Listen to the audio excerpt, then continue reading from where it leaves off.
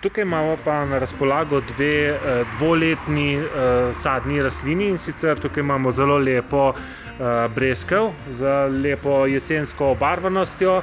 Sama rastlina, kot sem omenil, je dvoletna po starosti, ustrezno cepljena, tako da tudi kar lepo že oblikovana. Na tej strani imam pa tudi zelo simpatično jablano, ravno tako dvoletna rastlina, cepljeno mesto je tudi malo višje. Sadno drevje. Če govorimo o ulončenih rastlinah, se sadi prav zdaj, jeseni.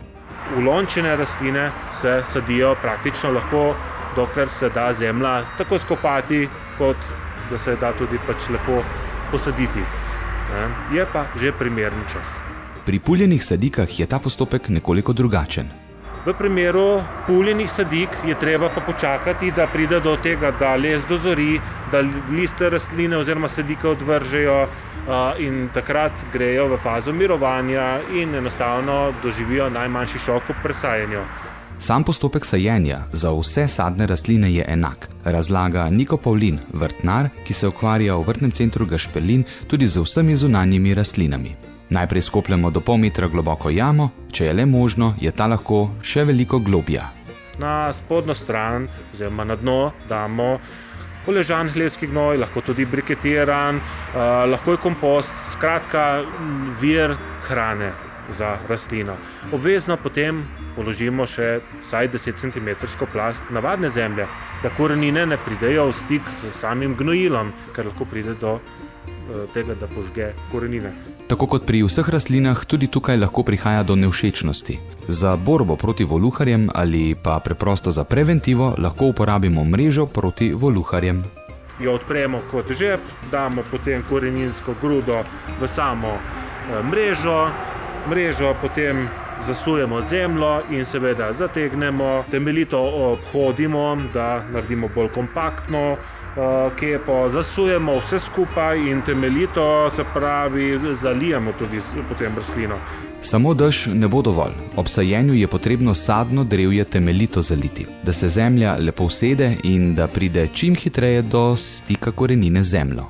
Vedno, ko pa sadimo te sadne rastline, poskrbimo, da je samo cepljeno mesto zunaj, 5 do 10 cm. V tem primeru, ker je že toliko visoko cepljeno, 10 cm lahko še vedno pustimo, do tukaj lahko zasujemo zemljo. Vedno cepljeno mesto ostane pri vseh rastlinah zunaj, tudi pri cepljeni zelenjavi, ampak o tem več spomladi. Tako je, spomladi zagotovo spregovorimo o zelenjavi. Zdaj pa še nekaj napotkov za sadno drevje, ki ga sadimo prav zdaj, v jesenskem času. Niko Pavlin svetuje še zelo pomembno oporo, če ne kasneje, vsaj na začetku v prvih letih, da si drevo opomore. Spomladi je potem pa le potrebno za obrezovanje, škropljenje, pač vse ti procesi, ki jih sadne rastline potrebujejo.